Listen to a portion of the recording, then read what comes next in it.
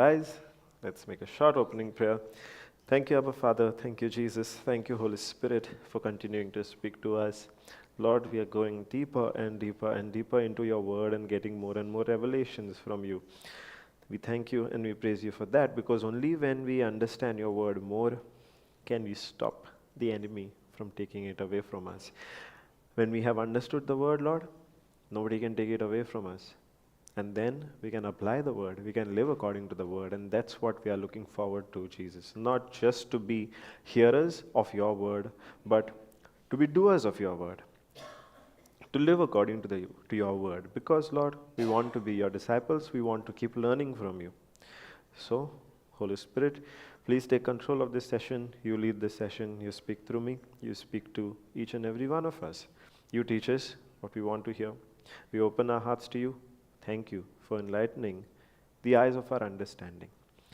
I make this prayer in the name of Jesus Christ, our Lord. Amen. Hallelujah. Thank you, Jesus. Praise you, Jesus. How many of you watch races, especially during Olympics? Races, running races, athletics. In school? You would have run also? Watching. You were running? I didn't know. I didn't say that. I didn't say that. No, I was interested. I'm like, really? Then I can ask you more questions, because you'll be able to give me proper answers. Like that. Have you seen a hurdle race? Yes, no? Have you run one? Okay. You've run a hurdle race? Wow. Okay, then I can ask him more questions. You have also run. So we have two people now who can give us actual information. So, long back, yes. Okay. So now it's a 100 meters race? 110. Okay. And then there are hurdles on the way, because that's why it's called the hurdle race, right? And then you have to jump those hurdles. But how do you really do it? I mean, it seems very difficult to do it, because straight we can run. Suddenly if you put a hurdle, and then not just one, but multiple, how many are there? 10 are there. So you jump one upon the other, one upon the other. I mean, how is it possible? Because so it's put at a proper distance. So you can, so you can like time your jump basically, like. Yeah, but then I would imagine that you would have to keep your focus very sharp, because you miss one step and then you hit the hurdle. Yeah, and then you fall down. Correct? Sometimes you pick up, but you miss that hurdle, you hit that hurdle, and then your whole you take time to recover. Yes, by the time somebody who's not hit the hurdle has run much ahead of you. Now I'm asking you this question. Now I hope the others are able to picture that, right? Long race, somebody starts running well, but there are hurdles on the way. As long as you jump over those hurdles, you are doing well in the race. But you hit the hurdle, sometimes you fall. By the time you recover, you have lost time. And sometimes one after the other also you hit. You hit one, you slightly miss your step, then you go on hitting and go on hitting and go on hitting. This I'm telling because I watched on TV. Brother will be able to confirm. Yeah? Now I'm asking you to imagine that, because over here, Abraham also was running a race. Abraham also was running a race, but Romans 4:20 says he did not stagger. He says he did not stagger at the promise of God through what? Unbelief. He did not stagger at the promise of God through unbelief. See, now we are running this race, and we are running this race of faith. There are these hurdles. There are these hurdles that come up. Those hurdles are these hurdles of unbelief. We hit them, we falter, we fall, And then by the time we pick up, we have lost some time. We could even scrape our knee if we take a hard fall. Yes, we could injure ourselves if we fall. Correct? That's what unbelief does. Now, okay, let's go back to our definitions. What is faith? Faith is the substance of things hoped for and the conviction, the evidence of things not seen. What's a simpler meaning? What, you didn't do your revision? Now your answers are not coming?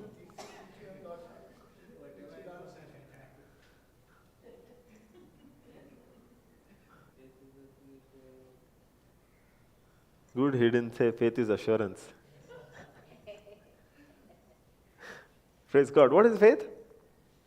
Yeah, Hebrews 11:1 we said, but if you really make it simple, what is faith?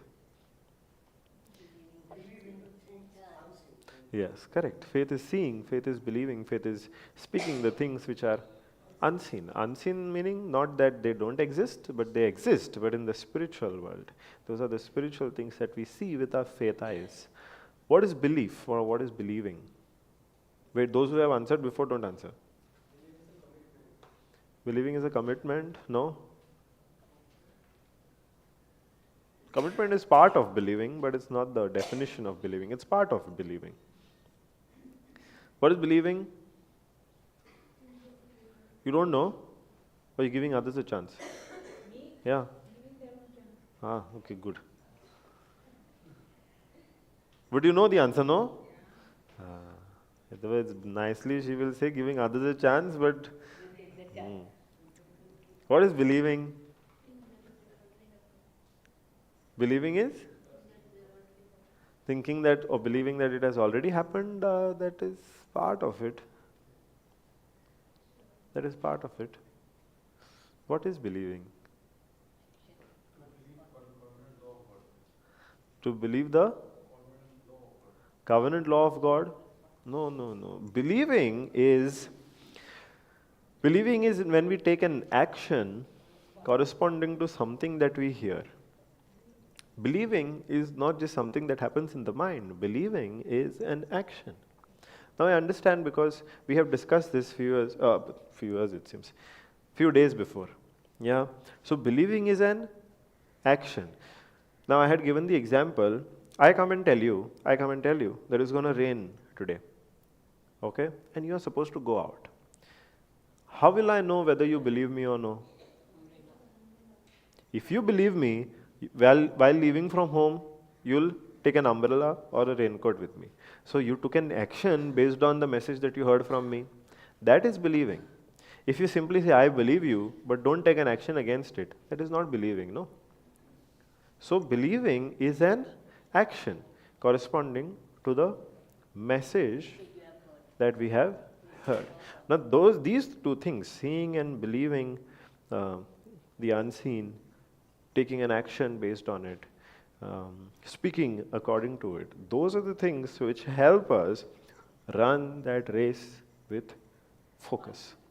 Focus, confidence, and it helps us jump over the hurdles. Now, what is that unbelief that causes these hurdles? Now, we are talking about unbelief because here the scripture makes a point to say Abraham did not stagger at the promise of God through unbelief. There were ample chances for Abraham to fall over these 25 years that he was waiting for the promise to be fulfilled. There were a lot of chances where he could have fallen. Even in the life of Mother Mary, you think there were no chances for her to fall? There were no chances of fear to come? In the life of David, in the life of King Jehoshaphat. I'm going back to these examples because we have seen these examples again and again. In their life, they would have had ample. In that one story itself, there was a lot of scope for unbelief to come. So what is that unbelief?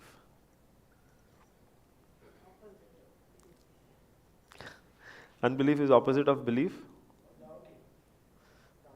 Doubting. Okay. Not to take any action. Okay. Yes, it is all of that. Now, if we take the same example, I tell brother that it's going to rain today, and and and he leaves the house without the umbrella. Leaving the house also is an action that he's taking, but that is an action which is resulting from him not believing me. That is unbelief. He is refusing to believe that what the message that I've given him is true, is correct. Or he's saying, this fellow never speaks the truth. I'm not gonna listen to him. Or he might be saying, what this fellow is talking? It's so sunny outside. I'm not gonna carry an umbrella. He might be saying that. As an example, brother, he's looking at me and say, why is he talking about me? Okay, brother, example. I'm only giving an example. Praise God. So those are all examples of unbelief. Now, just as the Bible is full of examples for us to learn of faith, the Bible is also full of examples where people have fallen, people have done mistakes, people have staggered because of unbelief.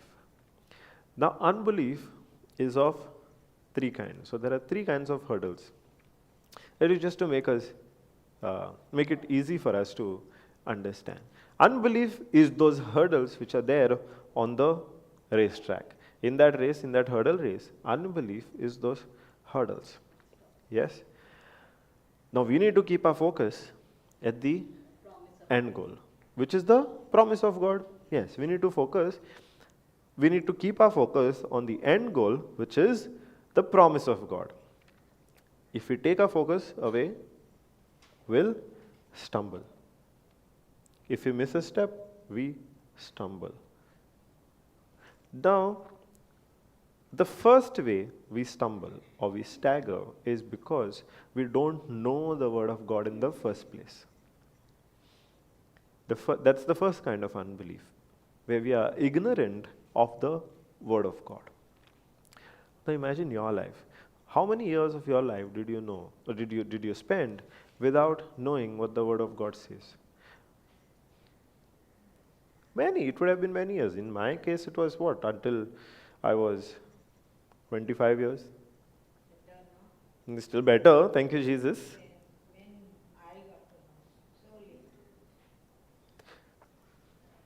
Nonetheless, let's give him thanks that finally we did, because even if we encounter his word at the age of 90 and we accept it and we grab it, we have understood our salvation. We have not rejected it. We have not lost that in our eternal life that Jesus earned for us. But because of our ignorance, we fail or we stagger, we fall down when we are running that race. It is not, many a times we think it's the devil destroying our lives, correct? But why is the devil able to come and deceive us and then lead us to destruction? Because we don't know. Because, we permit because we don't know. We don't know what our inheritance is. We don't know what authority Jesus has given us. We don't know the Holy Spirit is inside of us. We are all ignorant. We don't know that God has actually called us and made us His children. Because we are ignorant of all of these things, the devil is able to come and deceive us, give us lies, because we don't know the truth. Because we don't know the truth. And that's what Hosea 4:6 says. Can we go to Hosea 4:6?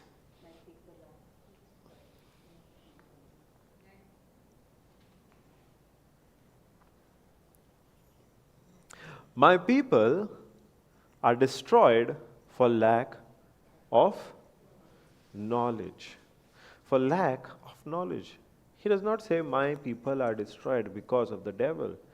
My people do not have the knowledge of my love. That is God speaking. My people do not have the knowledge of my love.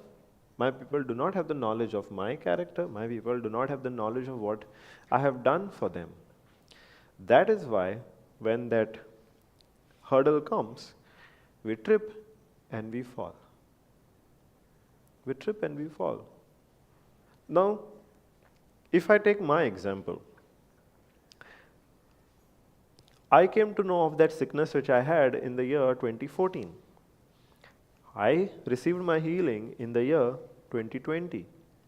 For those 5 years or 5.5 years, did I not have the healing in the spiritual? God had already given it to me, no? I did not know about it. And as long as I did not know about it, did I not receive it? Correct? If I don't know only that my bank account is full, will I go and withdraw? Will I even go to the ATM to withdraw money? I'm thinking, Arey, I don't have money in my bank account. Arey, I don't have healing in my account. How will I go and withdraw then? The first kind of unbelief is ignorance. Now, ignorance comes how? When we go and seek the word. We get the knowledge. We get the understanding. That's how we deal with the first kind of unbelief, which is ignorance. Now, that ignorance can make us fall. How do we avoid that? If we know something can make us fall, what do we do about it? We go and read what the Bible says. We go and hear preaching, because through preaching we come to know what the Bible says. That's what we do to overcome ignorance. Because it's about knowing the Word of God, right? That's the first kind of unbelief. The second kind of unbelief is called disbelief, actually. It's called disbelief. Disbelief is when we have the wrong knowledge. First is we don't have knowledge. Second is disbelief, which is we have the wrong knowledge. Now, how many of you all thought in the beginning that God brought Adam and Eve out of the garden to punish them? It was a punishment. He drove angry and he drove them. Correct? We don't know. What do you think, brother? Adam and Eve sinned and God drove them out of the Garden of Eden as punishment. Correct? Yes, no. We believe that. Now that's the wrong knowledge that we have, because he did not drive them out of anger. He did not get angry at them. Sometimes we even think that if we sin, God will stop talking to us. Correct? If we sin, then we cannot go to God. Correct? Now Adam and Eve sinned. Correct? After that also God came and spoke to them, saying, "Where are you? Who told you that you are naked?" After they were out of the garden also, first of all, God did not drive them out of the garden to punish them. God brought them out of the garden to save them. Because, see, why did they fall? Because God asked them, God gave them everything. Whatever they would need, God had already created for them. And when He created them, He gave them everything that they would ever need. And He said, "These are all the trees that I have planted for you. You can go and eat the fruit of all of these trees, except this one tree." Except this one tree. Now, if you eat the fruit of that one tree, which is that tree? Apple tree. Apple tree.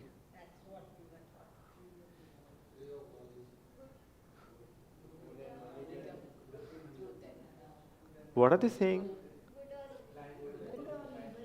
No, apple tree.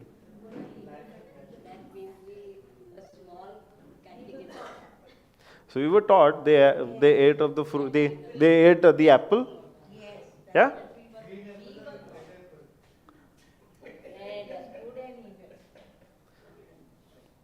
It was actually the tree of knowing good and evil. Now, if man ate the fruit of that tree, God said he would die. Now, they were deceived, they disobeyed. But there was another tree in that garden, which was the tree of life. And if they were to eat of the tree of life, they would have eternal life. They would continue to live forever. Now, what happened was, They were not supposed to eat of that one tree, the tree of knowing good and evil. They go and eat that fruit. Now there is disobedience. And through that disobedience, the connection, the relationship, the unity that they had with God is broken. They are separated from God in their spirit. After that, if they had to go and eat the fruit of the tree of life, then they would end up living in that separation state forever. Correct, no? If they eat the fruit of the tree of life, then they live forever in whatever state they are.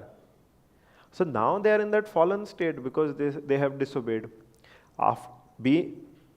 When they are in the fallen state, they go and eat the fruit of the tree of life, then they will live forever in that fallen state. So God had to bring them out of the garden to save them, not to punish them. Not to punish them. Even after they are out of the garden, God continued to speak to them. Then they had children. Cain and Abel. And the elder fellow goes and kills the younger fellow. First murder in the world. First sin. No, not first sin. A major sin committed. First murder. A major sin committed. Yes? Now definitely God should have stopped talking to them. What were we thinking? If we commit sin, God stops talking to us. Correct? And here, God is proving that even when you sin, I will still come and talk to you because I want you to make the correction. If in our sin, God leaves us and goes, how do we make the correction then? Correct? No? Those are the kind of, that is the kind of wrong knowledge that we have received. And that is causing a disbelief. Another kind of knowledge that we have received is miracles stopped with the apostles. Healings stopped with the apostles. After that, healings cannot happen, miracles cannot happen. They were only meant for a certain time, and after that, God took away the power to perform healings and miracles. Is that true? I also believe that there are no prophecies, no prophets.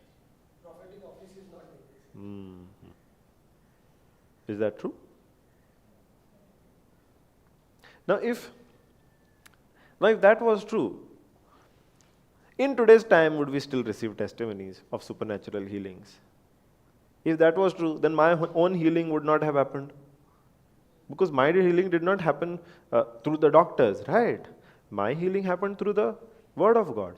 And if healings had to stop with the apostles so many thousands of years ago, I would not have been able to stand in front of you and testify to you of my own healing, of your own healing, of the healing in your families, of the thousands of healings that have taken place and people have come and testified to glorify God on one single platform, which is JCILM. There are so many other platforms on which people have received the word, and through their word they have received healings, miraculous breakthroughs and turnarounds, and they have come and testified. So how does that knowledge that miracles stopped even make sense? Correct? So with unbelief, the first kind of unbelief, ignorance, we overcome ignorance when we go and read the Word of God and gain the knowledge of what the Word of God says. With disbelief also, we do the same thing. We go and check what the Bible says. And now that goes away when we receive the understanding. Now only when we receive the understanding of the episode in Genesis, God bringing out Adam and Eve. If you simply read it, then you get knowledge of it. But if you don't have understanding of it, it looks like God really punished them. God really punished Cain. But when you receive the understanding of it, that's when we learn that it was not punishment, but rather it was love that God, because of which God brought them out. So we deal with ignorance by learning what the word says, and we deal with disbelief by understanding what the word says. Hallelujah. Thank you, Jesus. So those are two kinds of unbelief: ignorance and disbelief. I want you to think for a moment. Are there any other things like this which you have believed which could be wrong? I used to believe that sickness is sent by God. There was a brief time I did believe sickness was indeed sent by God, because I heard some people say that sometimes God sent sickness so that we could be humbled, to humble us, to make us suffer so that we know the meaning of suffering, so that we'll know how much Jesus suffered for us. Any such belief that you have? You had no? Okay. Now, destiny, okay. So now, what do you do with that? You go to the Word of God, know what the Word of God says, first of all, and then seek to get understanding of what that Word says. That's how we overcome these two. That's how we overcome these two: ignorance and disbelief. Ignorance is lack of knowledge, and disbelief is wrong knowledge. Hallelujah. Thank you, Jesus. Everybody sleep, say hallelujah.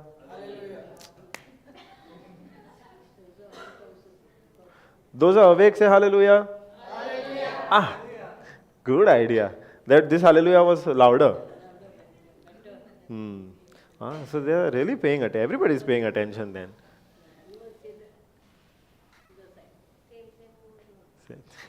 Ah. Thank you, Jesus. Now I had said there are three kinds of unbelief. What's the third kind you think? What's the third kind you think? Come on, think. What else could be unbelief?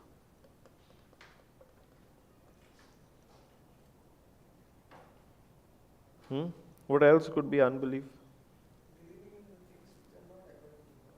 Believing in the things which are not according to the Word of God? Yeah, that is one kind of disbelief. Not obeying is one. Yeah, not obeying is one kind of unbelief. Okay.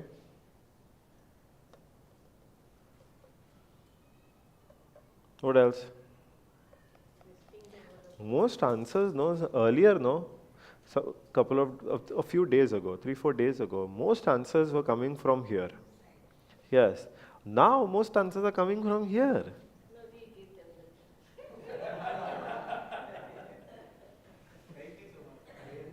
Good. Praise God. Praise God. Yeah, at least the answers are coming.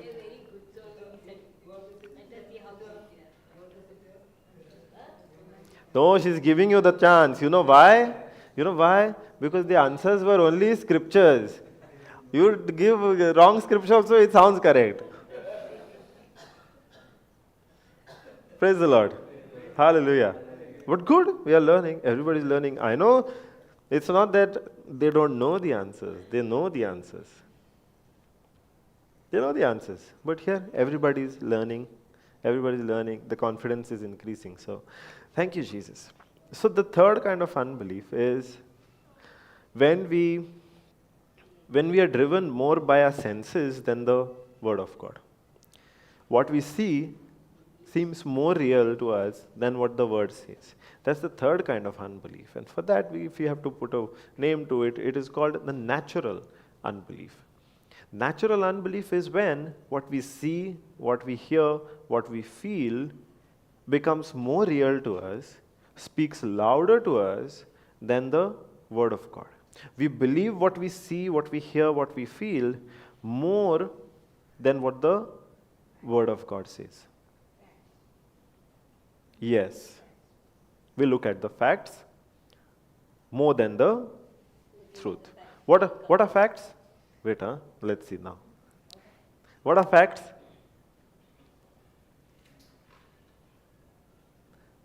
Now Sunny is looking like this, like this. You believe that you are sick and you don't follow the word of God. Facts is you believe that you are sick.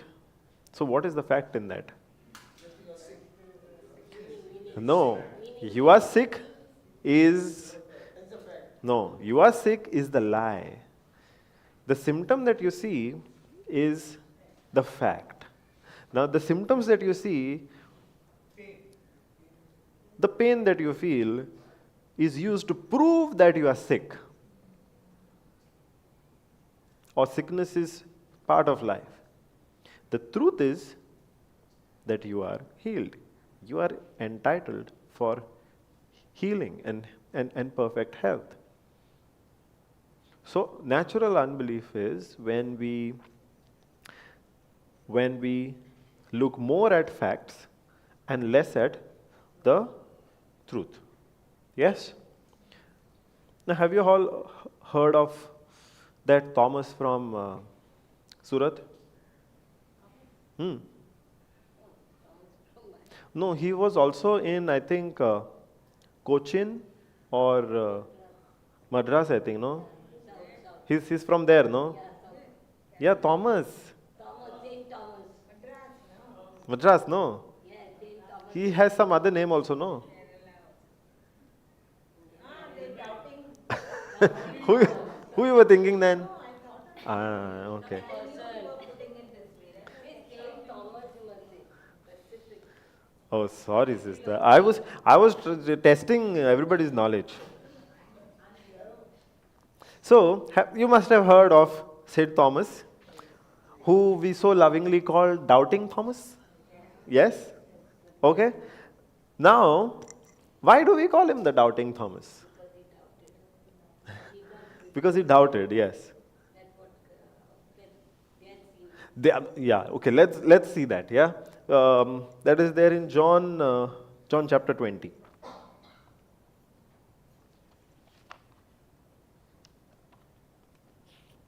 John chapter 20, verse 24 onwards.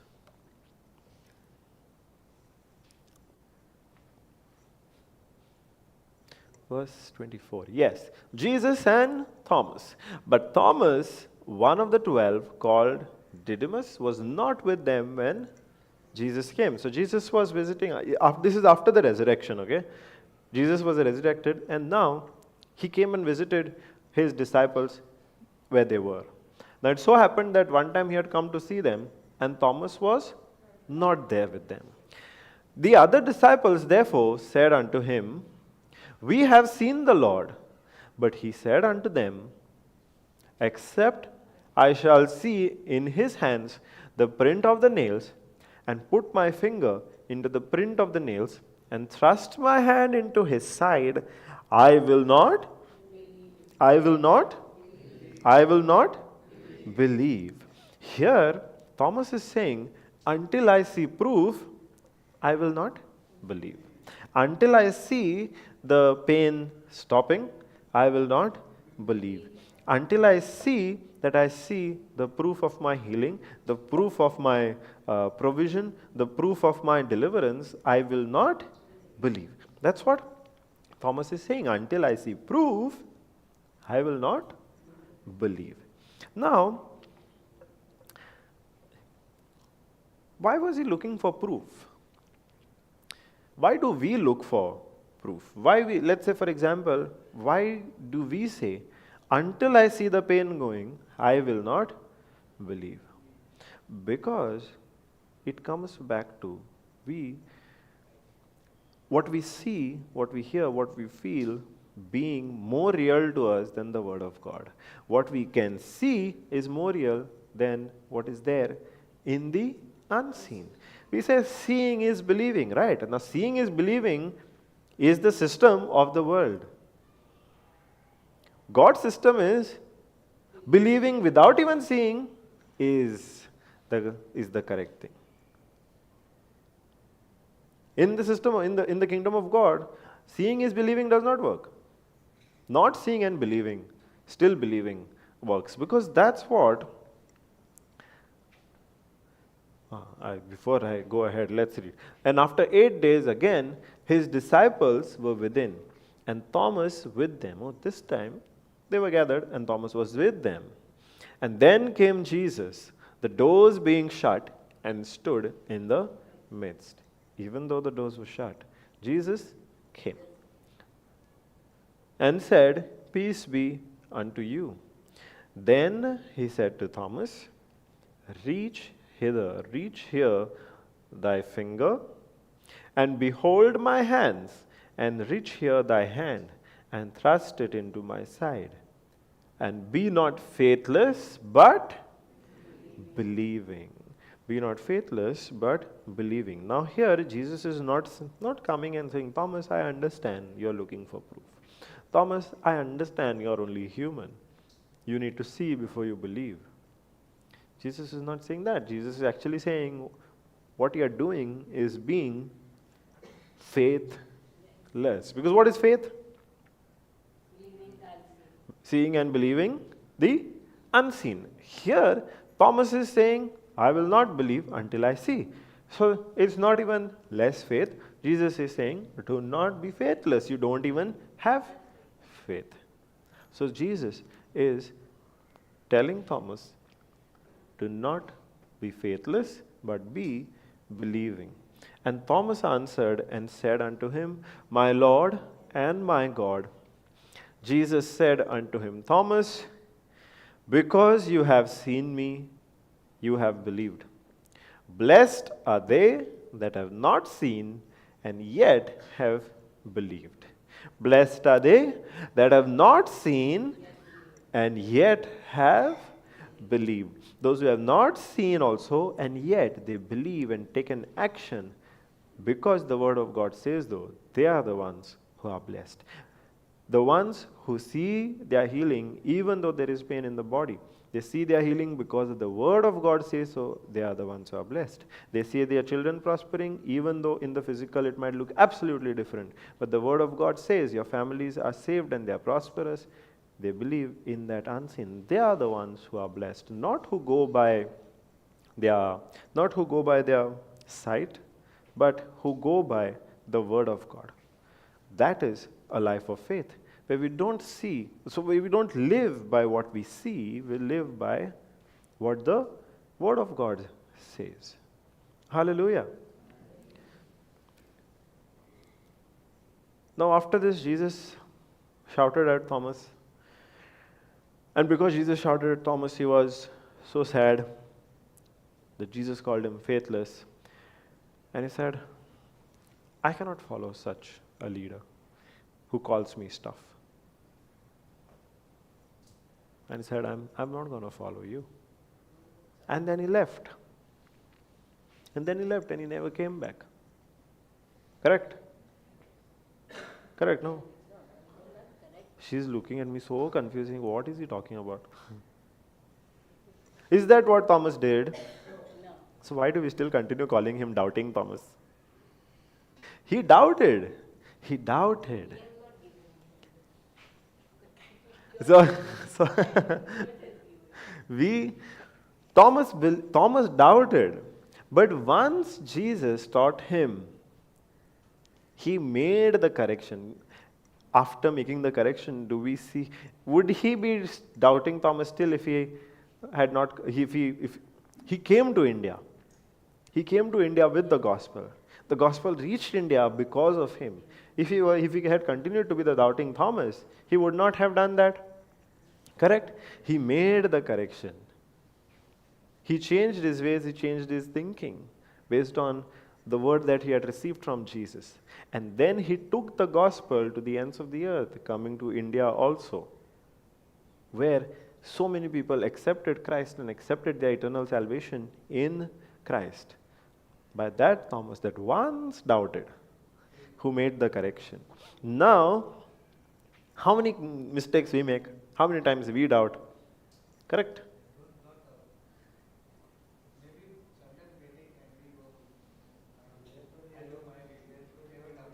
We fall, no? Many times we fall, no? Hmm. You got angry once, should I start calling you angry Sunny? No, no. Make the correction. We make the correction.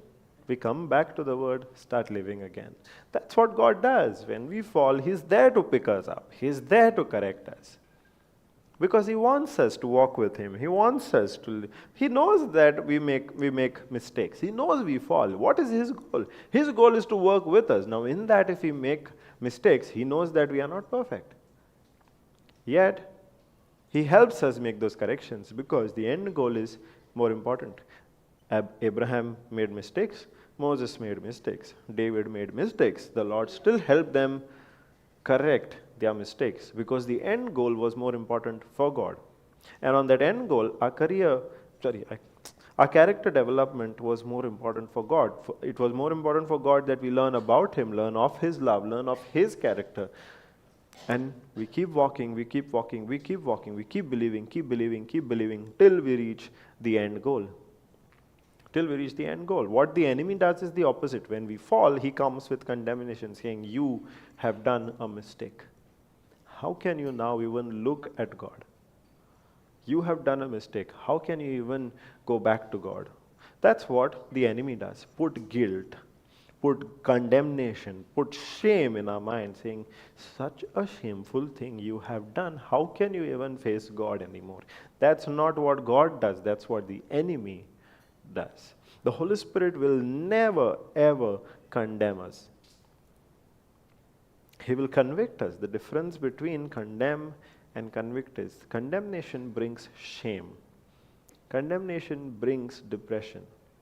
But the conviction that the Holy Spirit brings, that comes from the Holy Spirit, that brings correction.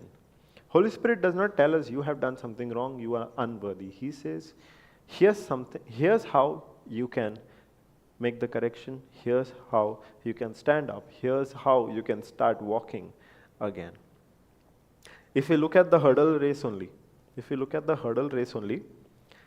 somebody is running, hit the hurdle and they fall. The enemy is the one who will come and say, ha, ha, ha. Shame on you. You have fallen. What an embarrassment. You can now never get up. That's what the enemy says. But you have lost. No hope also that you can. What is the point of getting up? Stay there. You have lost anywhere. Yeah, two of them have gone. But what does the Holy Spirit do? When we fall, Holy Spirit says, come on, get up. Let's start running again. I'll show you how to run. I'll show you how to catch up. I'll help you overcome the other obstacles. Come on, get up. Let's go. That's what the Holy Spirit does. Two very different jobs. Do we recognize who the enemy is and what the Holy Spirit is saying? Only when we know and understand will we be able to make that distinction. If we don't know, then we might end up thinking that when we have fallen and somebody is saying to us, somebody is speaking to us, you are lost, you are lost, you are lost, there is no hope, we might think that it is the Holy Spirit talking to us. Yeah, from the audience also, the cheer comes when we fall. Praise God. The discouragement, shame, yeah, it comes. But only when we know what the Holy Spirit is and how He helps us correct the character of God, when we understand, do we know that when we have fallen, God is sure to come, give us His hand, lift us up and say, come on, let's run again. You can do this. You can catch up. You can finish the race. Come on. That's what the job of the Holy Spirit is, and that's what happened in St. Thomas's life. He fell, but he got up with the correction of Jesus. And then he continued running again, and running. With the gospel, he reached India. Praise the Lord. Thank you, Jesus. Now, the kind of unbelief that St. Thomas staggered at is a kind of natural unbelief, because he refused to believe without seeing proof. He wanted to, He wanted that proof to be visible to his eyes. He wanted to feel it, not just see, but feel it with his senses, so that it really feels real. It really feels real. Now, to his natural eyes, the spiritual thing that Jesus is alive did not make sense. Did not make sense. That is why he asked for proof. He said, unless I have proof, I'm not going to believe. How many times we fall into that same trap saying, unless I have proof, I will not believe. It's a flat out refusal. He will not say, I cannot believe. He did not say, I cannot believe. He said, I will not believe. It's a flat out refusal to believe until our senses are satisfied. Until our senses are satisfied. Hallelujah. But Jesus says, blessed are they that have not seen and yet have believed. Blessed are they that have not seen in the physical. In the spiritual, it's there. Blessed are they that have not seen in the physical and yet have believed. They are the ones who are blessed. Hallelujah. Thank you, Jesus. There is another group of people who refused to believe Jesus. Who refused to believe Jesus. You know who they were?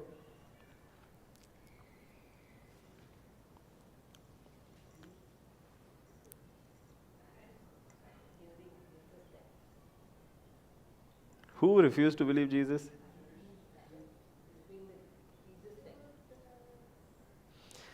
His own people refused to believe him. The people that had seen him grow up. Not Israel, the people from Nazareth, where he had grown up. With whom he had grown up, who knew his mother and his father, who knew him from his childhood. They are the ones who refused to believe him. And along with the others, they are the ones who wanted to kill him also. Let's go to Matthew 13. It's there in Matthew 13. Verse 53.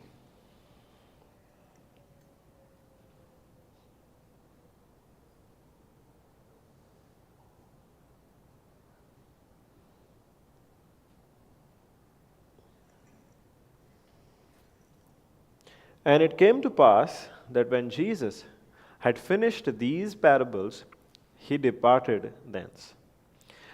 And when he was come into his own country, he taught them in their He taught them in their synagogue, insomuch that they were astonished, and said, whence had this man this wisdom? From when does this man have this wisdom and these mighty works?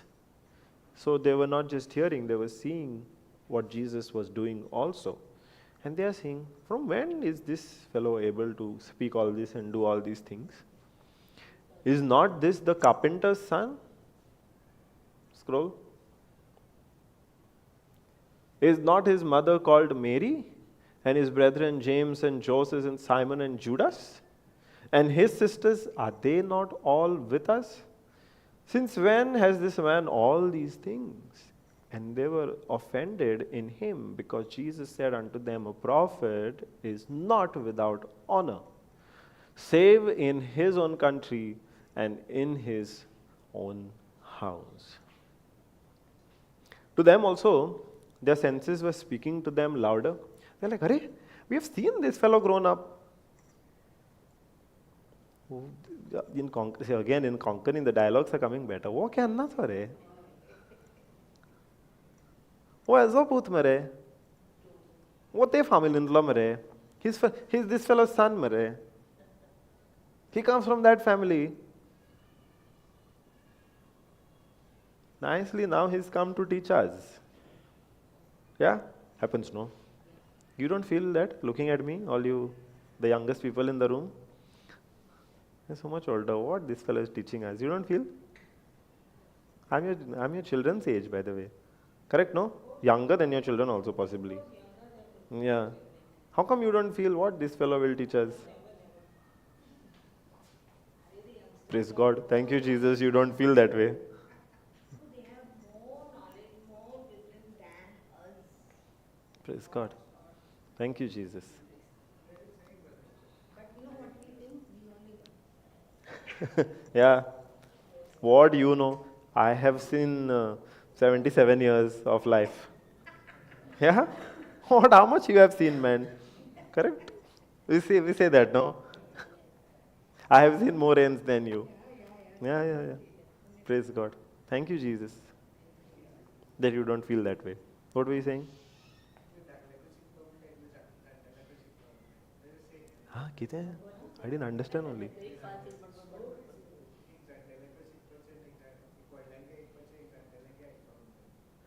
एक word लेंगे एक पाँच.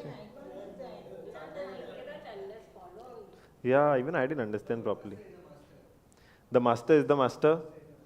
Master. If the master is wrong, then he does not remain the master, no? Yeah.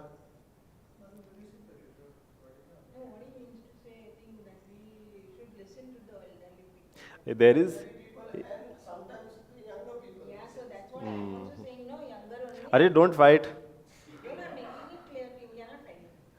Making it clear that younger people have more knowledge now. Yeah. Don't fight. Okay. So yes, we have that. The elders also say it is written in the Bible that you should follow the elders. Correct? Yes. What if the elders are wrong? What to follow then? If they are going in the ditch, then we also go in the ditch then after them. Yeah.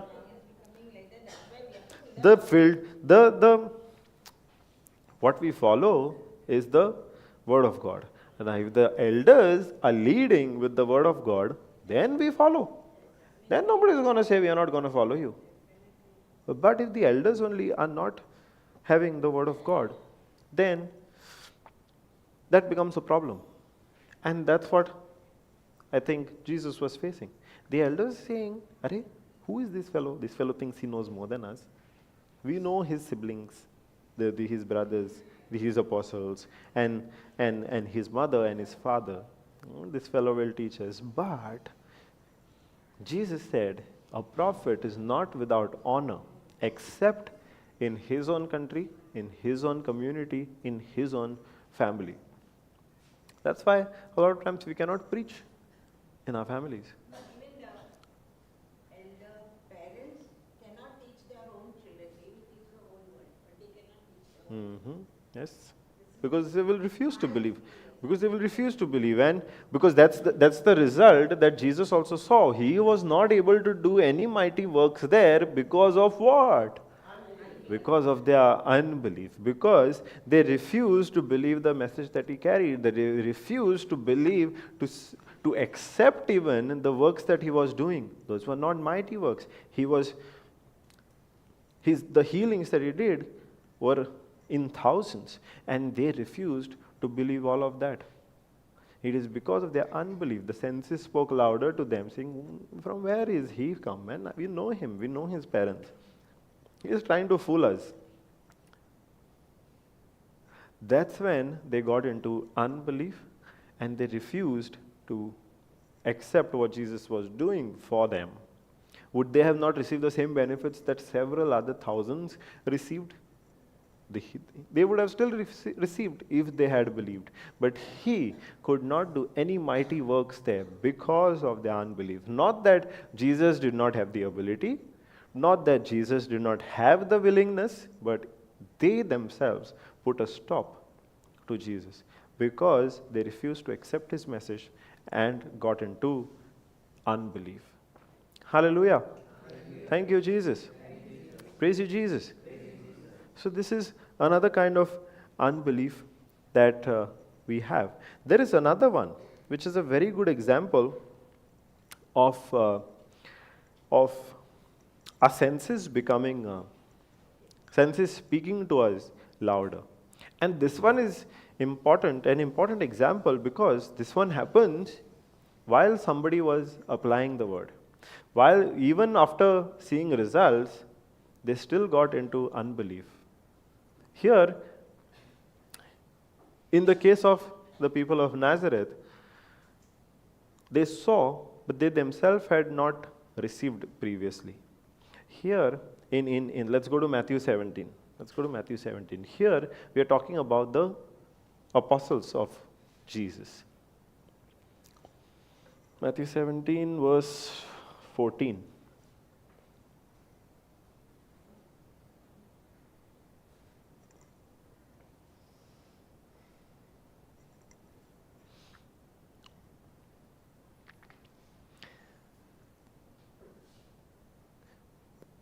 And when they were come to the multitude, there came to him a certain man, kneeling down to him and saying, Lord, have mercy on my son, for he is a lunatic, and sore vexed, for oft times he falls into the fire and scroll,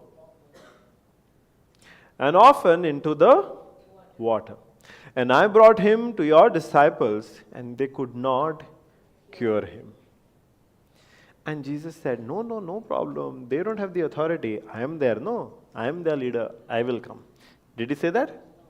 No. What did Jesus say? Jesus said, oh, faithless and perverse generation, how long shall I be with you? How long shall I suffer you? Bring him here to me. And Jesus rebuked the devil, and he departed out of him. And the child was cured from that very hour. Then came the disciples to Jesus apart. When he was alone, they came to him and said, why could we not cast him out? And Jesus said unto them, because of your unbelief. Because of your unbelief. Now, what kind of unbelief do you think they got into?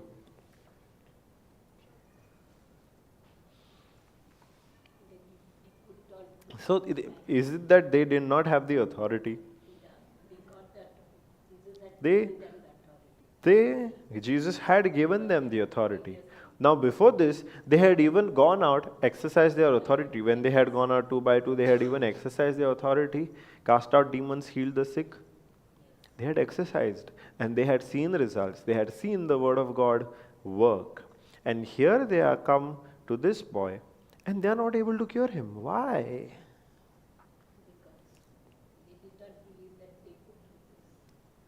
Earlier they could believe. Why they believe that this one they could not do?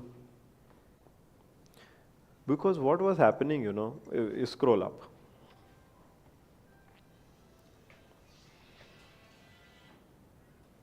What was happening over here is, when they rebuked the demon would throw the boy in a fit.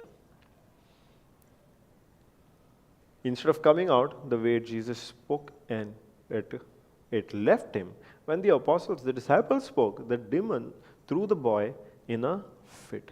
So when the disciples rebuked the demon, what were they seeing? The demon obeying them, or the demon throwing the boy in a fit? They were seeing that. And when they saw that, a doubt came to them. Arey, we spoke, but it's not happening. We spoke, we rebuked, but it is not happening. We spoke, we rebuked, the demon is refusing to leave. That by what they saw, that the demon was throwing a fit, they took that information in, and that doubt came, saying, Arey, we spoke, but it is not working. It is not working. What they could see spoke louder to them than their authority. But when Jesus came and rebuked, he was sure of his authority, and he did not waver, he did not stagger by what he could see. Even he could see that the demon was throwing a fit. But he did not look at that, rather he chose to look at the end goal, which is the demon leaving out of him. Does not matter what the demon is doing right now. The end goal is the demon has to leave, and that's what happened when Jesus rebuked the demon. The demon left. The disciples got into this doubt. By what they saw, they got into this doubt. And that's why Jesus said, because of your unbelief, because of what you saw with your senses, that got you into unbelief, and what you spoke, you saw that it did not work, and then you stopped. And then you stopped. Now, we come across this a lot of times.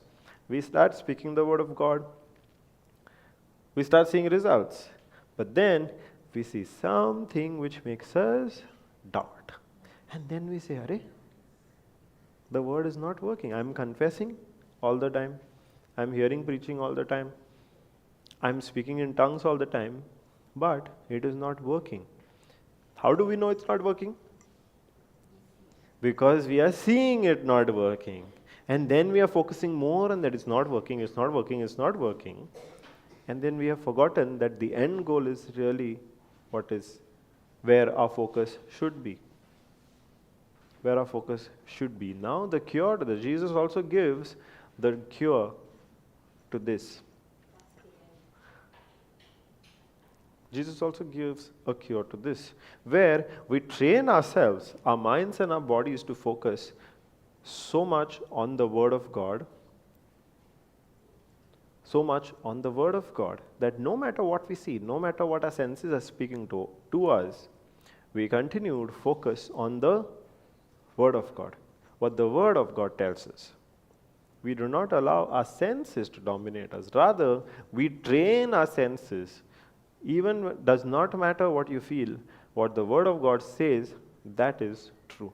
Why did King Jehoshaphat declare a fast? Because he wanted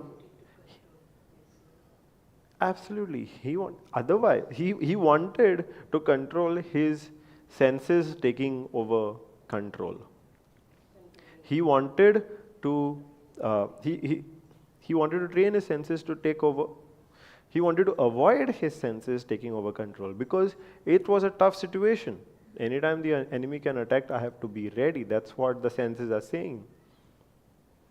But when he goes into a fast, he's training his senses. Wait, you are not the one dictating what I believe. It is the Word of God that dictates what I believe. He's telling his senses, by declaring a fast, he's telling his senses, you are not in control. The Word of God is in control. That's how we overcome, and with the natural kind of unbelief, really, all kinds of natural unbelief, where the sense, what we see with our senses is more real to us, speaks louder to us. We overcome that by training our senses and telling our senses, what you feel is temporary.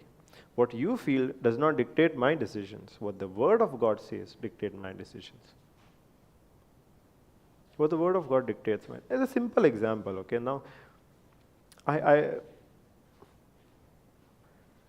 because my job is sitting down the whole day. So body movement does not happen. So I said, let me go for a run. Every evening, I started going for a run or a jog, not a long run, just a jog. I have to start small, no? Can't go big all the time. The first time only. So I started jogging. I would jog for 5 days maybe, and then my ankle would start hurting. It would start paining. And then I would take a break because the ankle is hurting and I cannot run. That break would end up being at least a month because the ankle, it would hurt for those many days. I don't know, I must have been doing something wrong or running with the wrong form or something like that. But then that's how the ankle started hurting. I would run for 5 days and then the ankle would start hurting for a whole month. Now I ran for 5 days and for 1 whole month there is a break. Then to come up again, start again, it takes a lot of willpower. I could not do it. So that run for 5 days, break would happen for 2 months. Yeah.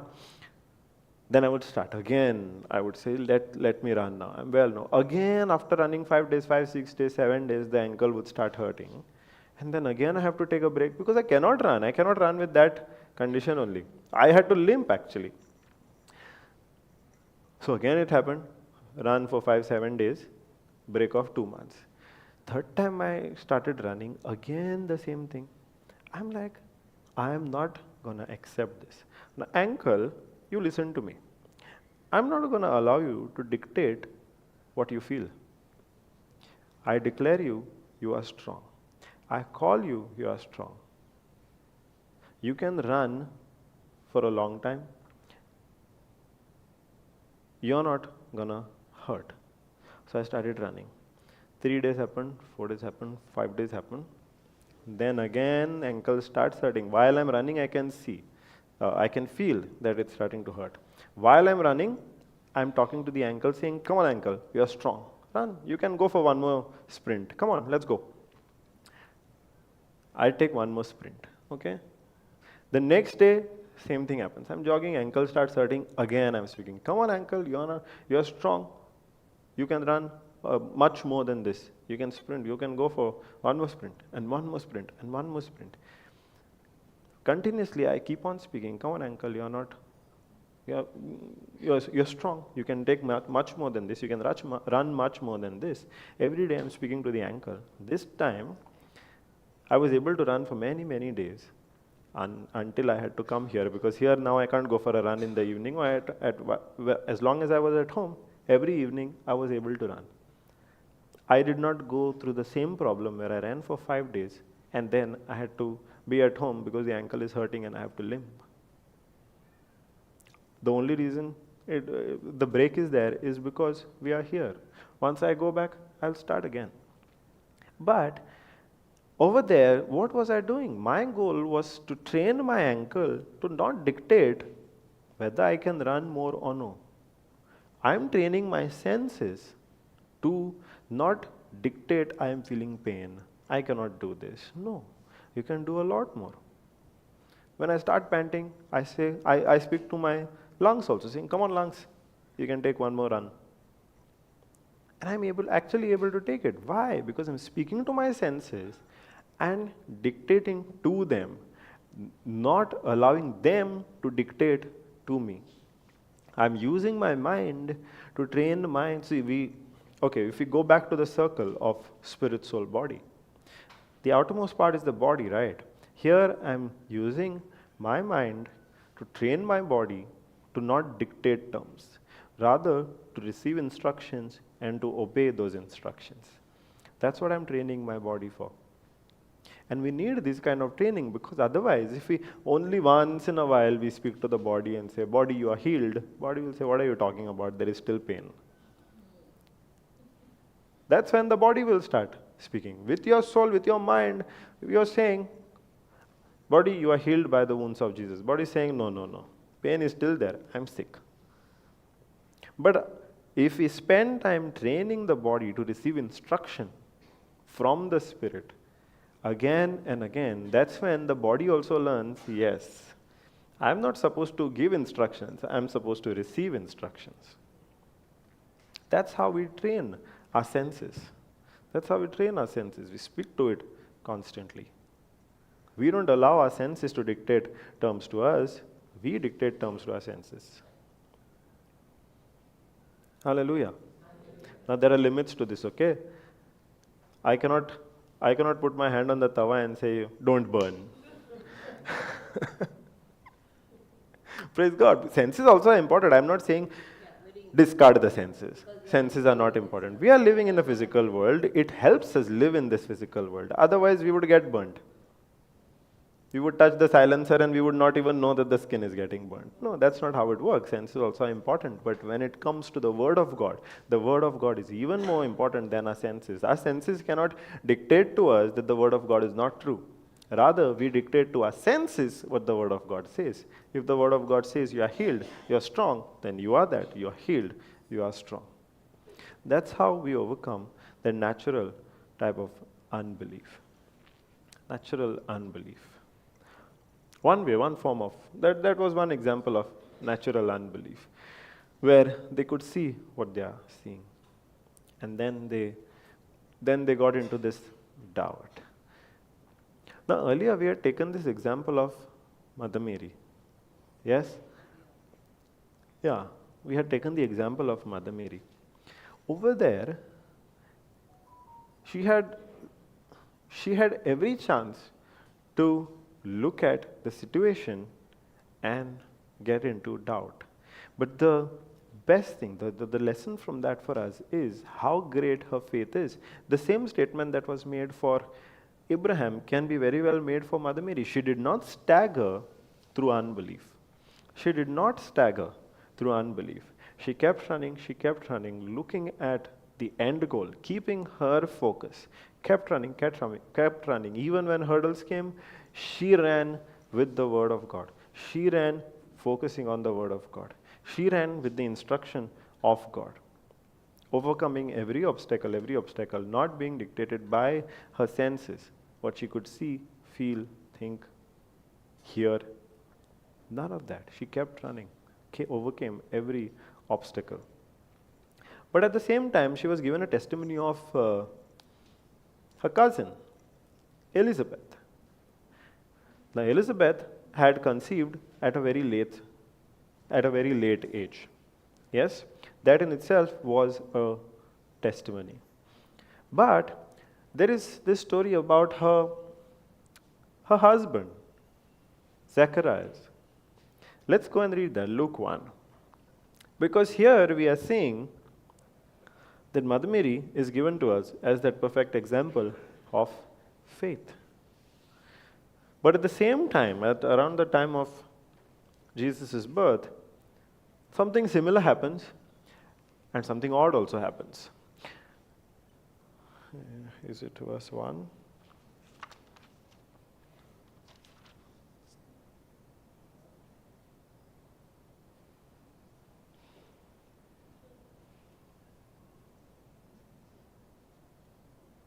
Verse 5.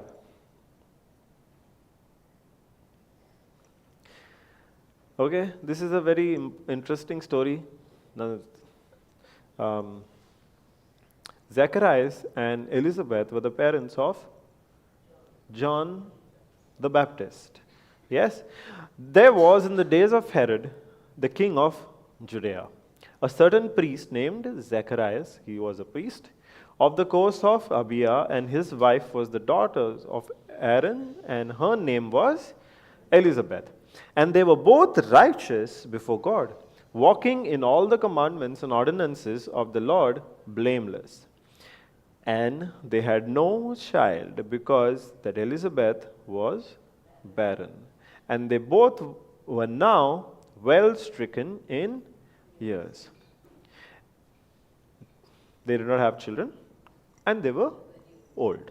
And it came to pass that while he executed the priest's office before God, in the order of his course, according to the custom of the priest's office, his lot was to burn incense when he went into the temple of the Lord. So now he's a priest, he's going to do his duties in the temple. And the whole multitude of the people were praying without at the time of incense. Scroll.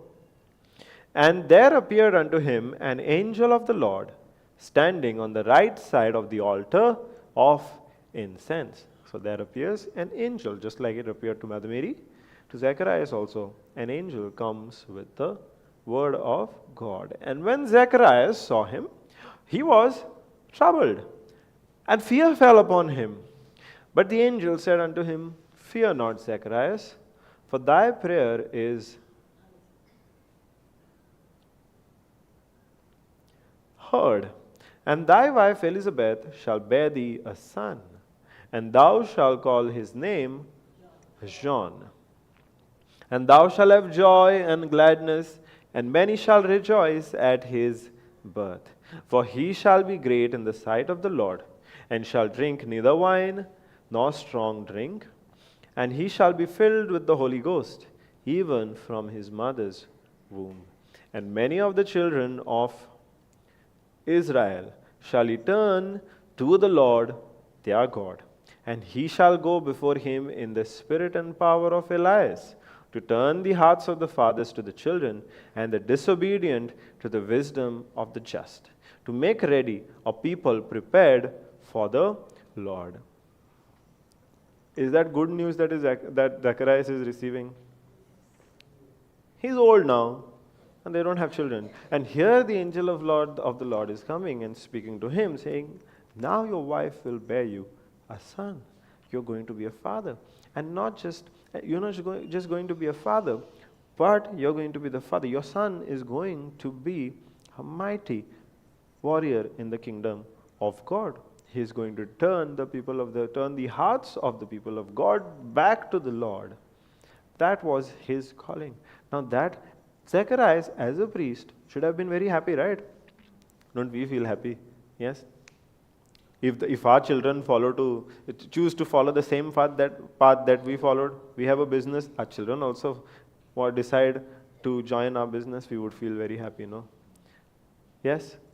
So here Zacharias, being the priest, knew the Lord, knowing the Lord, he and his wife being declared righteous in the sight of the Lord, being preserved blameless in the sight of the Lord, he should have been happy that his son also is going to turn the hearts of the people back to the Lord. But the problem happens when Zacharias says unto the angel, whereby shall I know this? For I am an old man, and my wife well stricken in years. Whereby shall I know this? For I am an old man, and my wife is well stricken in years. He's also asking a question, right? And the angel answering said unto him, I am Gabriel, that stand in the presence of God, and am sent to speak unto thee, and to show thee these glad tidings. Even the angel is saying, this is happy news for you. And behold, thou shalt be dumb, and not able to speak until the day that these things shall be performed, because you believed not my words, which shall be fulfilled in their season. He's also asking a question. So why is the angel of God making him dumb? Why do you think? Earlier, Mother Mary also asked a question, and the angel of God explained to her. Here, Zacharias is also asking a question, and the angel is saying, you will be dumb, and you will not be able to speak until the child is born. Why do you think that happened?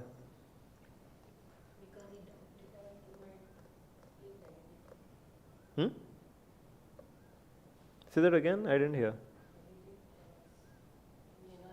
Because of his negative thoughts. See, the difference in the two questions was, Mary's question was, how will this be since I am a virgin? The goal of that question was to get understanding. How will this be since I am a virgin? But the question that Zacharias is asking is, how will I know this? He's saying, what you have spoken to me, how will I know that this is true? Because I am an old man and my wife is advanced in years. The difference is, Mother Mary was seeking understanding, Zacharias was seeking a sign. Zacharias was seeking a sign, saying, I need a sign to believe. Otherwise, how will I know? Because the situation is that I and my wife both are old. Because he asked for a sign, that was unbelief. Because the angel said, because you believed not my words. You asked for a sign to believe my words. Many times we do the mistake of asking for a sign. We say, Lord, if this is your word, if this is your message for me, give me a sign. And then we start making our own signs also. Lord, if this happens, I will take this as a sign from you.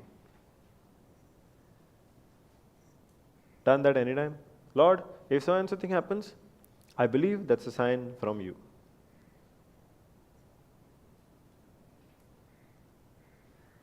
A lot of times we ask for a sign before actually believing the word of God. And that is a form of unbelief. And that unbelief is that obstacle which is there in our way when we are running the race. Hallelujah. And all these kinds of unbelief, all these are natural unbelief. First we saw ignorance. And then we saw disbelief. And then we saw the natural unbelief. With ignorance and disbelief, we can learn what the word says, seek to get understanding, and then we can overcome the ignorance and the unbelief. But when it comes to overcoming natural unbelief, we have to train our senses to accept what the Word of God says over what it feels and what it sees and what it hears. That's how we need to train our senses. We need to train our mind to give orders to our senses and not receive orders from our senses. That's how we overcome our natural unbelief. Now, can it happen that once we have overcome a certain kind of unbelief, we won't ever fall again? Once we have jumped over we have overcome one obstacle in the hurdle race. Does that mean we won't fall at the next one? There are chances, right? If we are not paying attention, if the focus changes, we might have covered even 5 obstacles, but at the 6th one we might trip. At the 6th one we might fall. That is because the focus has shifted, we have gotten distracted. That's what happens with unbelief. Just because we overcame in one situation, we are learning. We are learning.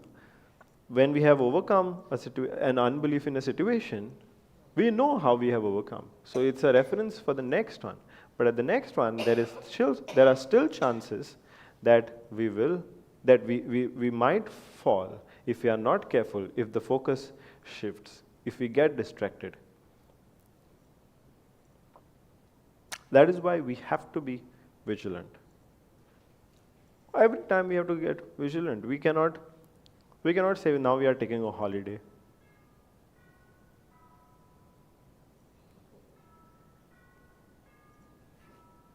Praise the Lord. We cannot take a holiday when it comes to the Word of God, right? Saying, okay, I applied until yesterday. No, today I'll take a break. Today I'll take a break. Does not work that way. The minute we take a break, the enemy will take that as an opportunity to come and sow the wrong kinds of seeds. Seeds of doubt, seeds of anger, seeds of disappointment.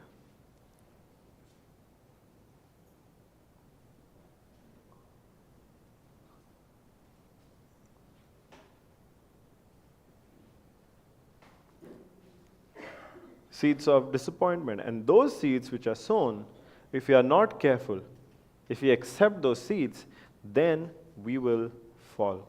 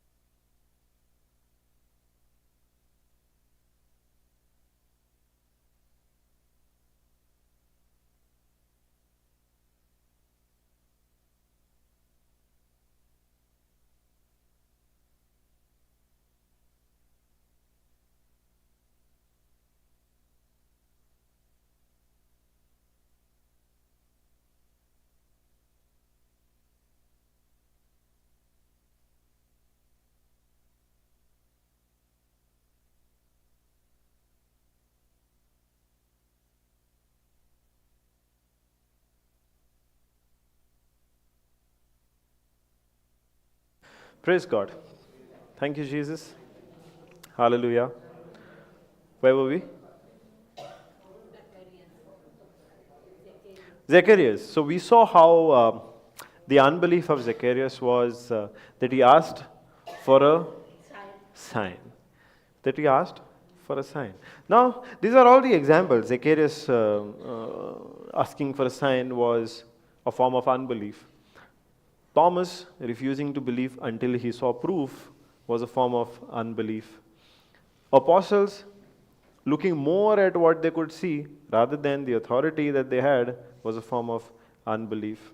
But Jesus, on the other hand, gives us examples where even though his senses could see an absolute negative situation, he could see the boy being thrown into a fit, he could see the storm, he could see the lack in food, he refused to believe what his senses were speaking to him and rather focus on what the Word of God promised him.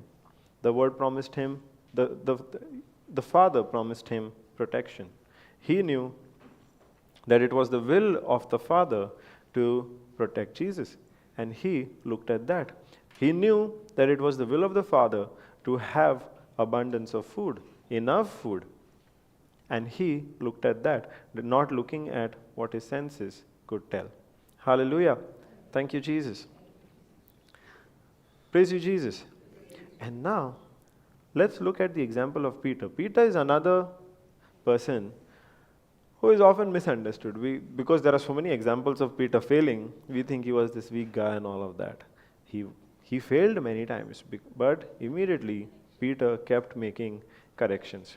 Every time he failed, he got up, made a correction, started running again with Jesus. Let's look at this episode from Peter's life where he walked on water, because that's something supernatural that happened, right? Over there, let's see how he exercised his faith, because we are all hoping for the supernatural in our life. We don't know if we are living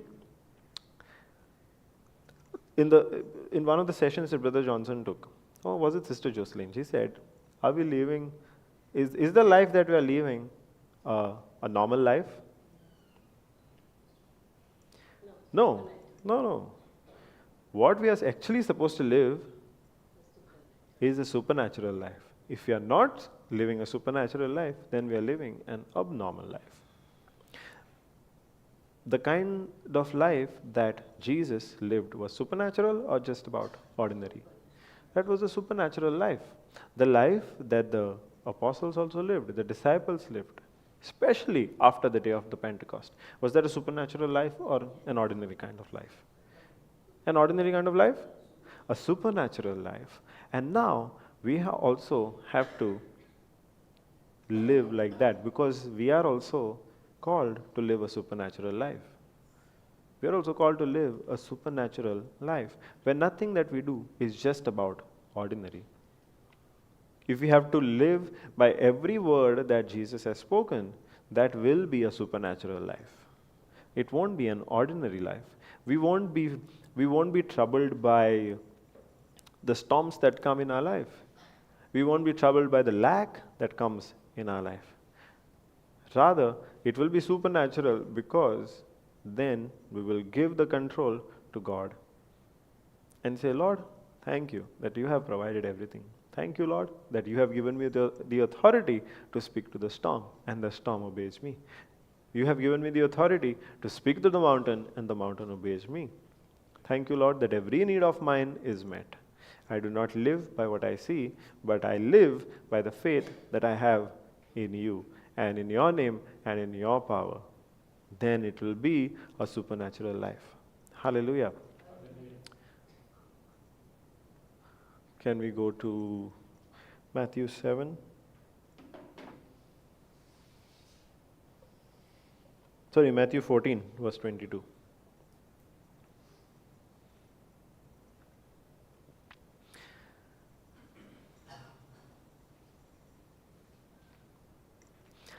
Jesus walks on the water.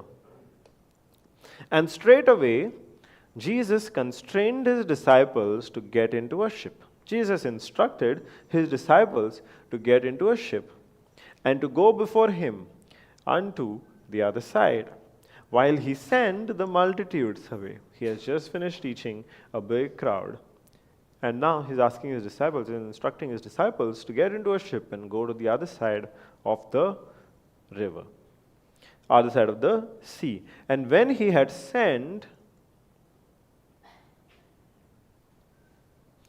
scroll. And when he had sent the multitudes away, he went up into a mountain apart to pray. And when the evening was come, he was there alone. But the ship was now in the midst of the sea, tossed with waves, for the wind was contrary. The wind was opposite, so they could not proceed. They were stuck in the sea on the waves, being tossed around with the waves. Scroll. And in the fourth watch of the night, Jesus went unto them, walking on the sea. And when the disciples saw him walking on the sea, they were troubled, saying, It is a spirit. They cried out for fear. But straightway Jesus spoke unto them, saying, Be of good cheer. It is I. Be not afraid. Do not worry. Do not fear. It is me. Be cheerful. Scroll. And Peter answered him and said, Lord, if it really be you, command me to come to you on the water. Command me to come to you on the water. Such a bold statement to make, no? If it is really you, command me to come on the water. Why do you think he made this statement? Because he knew that if he walks on water, then it is really Jesus, because with his ability he cannot walk on water. He knew that if he walks on water, then it will be something supernatural, which he cannot do with his natural self. If it is Jesus, then the outcome will be something supernatural. Peter recognized that. And that is why he's saying, Lord, if it is really you, command me to do something supernatural. I will not do it with my own ability. I cannot walk on water on my own ability. If I do it, it will be your ability and the power of your word. Hallelujah. Peter recognized them and asked Jesus to command him to step out of the water. And Jesus said, Come. And Jesus said, Come. And when Peter was come down out of the ship, he walked on the water to go to Jesus. Peter recognized that if he walks on water, if he does anything supernatural, then it will be the ability of God. And he asked Jesus to command him. And Jesus did. And Jesus did. Jesus said, Come. And obeying that, Peter stepped out of the boat. He knew if he does something supernatural, it will be God's ability. And when God actually commands him to do that supernatural, he does not waver in faith. He obeys that command that he received from God, steps out of the boat, and starts walking on water. In that obedience to the command of Jesus, Peter does something supernatural. Peter does something supernatural which no man can possibly do. Not just man, no animal can do that. Walk on water. It is something supernatural which came as a result of obeying Jesus. A few days ago we were learning miracles come after what? Fill in the blanks. Miracles come after what? Or before you receive a miracle, what comes? Before you receive a miracle, faith comes. Before you receive a miracle, trials come. No. No. Okay, yes, action. But before the action also you need something. Before a miracle, there comes an instruction from God.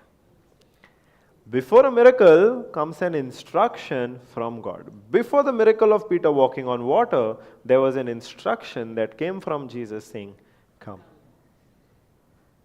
Before Abraham experienced his miracle, he had to obey a lot of instructions. Before Moses could experience a lot of miracles with the people of Israel, he had to follow a lot of instructions. Before miracles comes instruction. Now when you obey that instruction, that's when that action of belief comes. When that action of faith comes. When you obey the instruction. So Peter stepped out of the boat into the water, believing that he was able to do what God commanded him to do. Obeying Jesus' word, come. And he starts to walk to Jesus. But when he sees the wind boisterous, he was afraid, and beginning to sink, he cried, saying, Lord, save me. Array. Just now he did something supernatural. But then he starts looking at what is around him. Then he starts looking at the situation. Then he starts looking at the wind that was strong. And previously, when he had stepped out by faith, now looking at the wind, he becomes scared. He allows fear to take hold over him. Earlier, he had stepped out by faith, but now looking at the situation, looking at the wind that was opposing him, looking at the obstacle, looking at the hurdle, he got into fear. Why? Because with his eyes he could see, and with his senses he could feel that the waves were high and the wind was strong. Earlier, where was his focus? His focus was on Jesus. He started to go to Jesus, obeying Jesus' voice which said, come. His focus was entirely following Jesus' word, come. But then his focus changed. He started seeing what his eyes could see and what his senses could feel. A strong wind and strong waves. And when the focus changed from the word of God to his senses, he got into fear. And the supernatural thing that he was doing became just a natural thing, and he started sinking. And then he started sinking. And then he cried out to the Lord, saying, Lord, now you please save me. You please save me. And immediately Jesus stretched forth his hand and caught him and said, O thou of little faith, why did you doubt? You were nicely walking on water. You had obeyed me. You were living a supernatural life. Why did you doubt looking at the situation? Why did you doubt looking at the hurdles? Why did you doubt? Peter was doing something supernatural, but because of that fear, because of that doubt, he got into his natural self, he got scared, and then he started living an ordinary life. He started sinking. If he had to keep his faith, he would have still continued to walk on. If he had not changed his focus from Jesus to the situation, he would have still continued to walk. And yet even in this we have a lesson.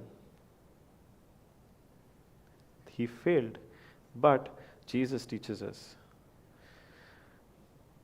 When we shift the focus from the end goal, we are running a race. When we shift the focus from the end goal to the things around us, then we'll trip on the hurdles that are there along the path.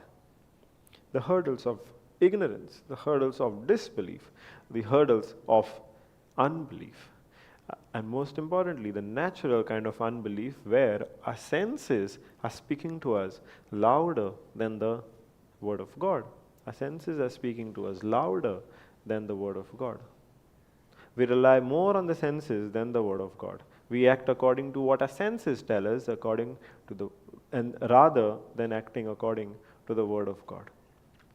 That can hinder our faith. So it is a lot of times we only think in terms of faith, that we need faith to run that race. Not realizing that it is also important to overcome the obstacles that are there on the way, to jump above the unbelief that can hinder us. Even Abraham had to do that. He did not stagger at the promise of God through unbelief because he did not consider what he saw with his physical eyes and what he felt in his senses. His focus was not on what he could see and what he could feel. Rather, his focus was constantly on the promise of God. Hallelujah. Thank you, Jesus. Praise you, Jesus.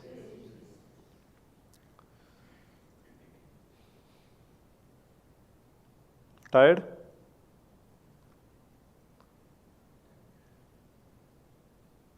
Okay. Let's stop here. Okay? But let's not go down yet. Let's sit here, continue to meditate on what we have learned now in this session and the previous session. I really request you to sit here, take the time. Because I see some of you not doing the study. We give time to study, but there are only a few of you who study. We want you to make that effort to study here so that when you are out of here also, you know that you can study. You know how to study. If we cannot spend 10 minutes here meditating on the Word, how will we be able to do it when we are out of here, when there are so many other things to pay attention to? When we are at home, when we are at work, when we are with our friends, how will we meditate over there, where it will be much more difficult if we can't do it over here? So I really request you to take some time, continue to sit here, think about what we have learned so far. The parable of the sower. Go and read it in the Bible. Read the whole story of, how many of you have read the whole story of Moses? Like really read. Read from your Bible. Have you read it, start to finish, Abraham's story, in the Bible? Started, not finished? Take the time to read it, because me coming here and telling you the story is one thing. You actually going and reading the story is a different thing. Even in that, even when you are reading, you will still get another revelation which might not have happened over here. That is why it is important to go back and read. Otherwise, it just becomes hearing and hearing and hearing. Coming here, sitting down, hearing somebody talk about it, and then forgetting about it. But when you go back and read, so many scriptures we took. Abraham, David, the people from Nazareth, all of the examples we took. Go and read those examples. Take that time. 15 minutes is not a long time, frankly. Once you start reading, 15 minutes go just like that.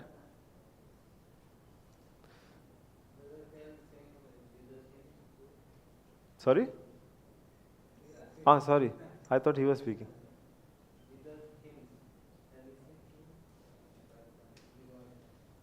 Can we sing two hymns of Jesus? Okay, we can do that. We'll stop the live first. Yeah. Mm-hmm. Yeah. Okay. Praise the Lord. Hallelujah. Continue. Please do read the Bible. Let's start. Yes? Good that you already opened the Bible. He's the only one who already opened his Bible. Come on, let's go.